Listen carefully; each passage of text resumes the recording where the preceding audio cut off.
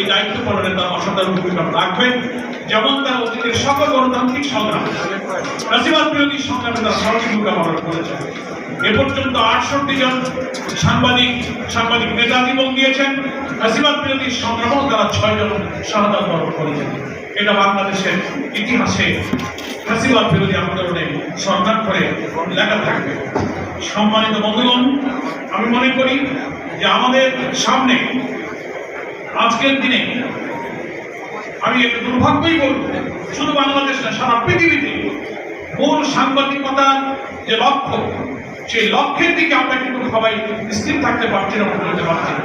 এখানে অনৈতিকতা, সুবিধা, স্বার্থ আমাদেরকে ঘিরে বলে এই পেশার মর্যাদা সম্মান হচ্ছে। আমরা দেখতে পাচ্ছি বাংলাদেশের সাংবাদিকতার দিকেও যদি তাকাই, বিভিন্ন গণমাধ্যম, সংবাদপত্রের মিডিয়া হাউসগুলো যেন কোন ব্যক্তির, ব্যবসায়িক বা কোন পুঁজি মালিকের পুঁজি রক্ষা, কোন রাজনীতিকের রাজনৈতিক স্বার্থ রক্ষা, অর্থনৈতিক এবং দুর্নীতি লুটপাটের পাহারাদার হিসেবে অনেক কর্পোরেট হাউস গড়ে উঠেছে। মিডিয়াকে তারা সেই সাথে ব্যবহার করছে।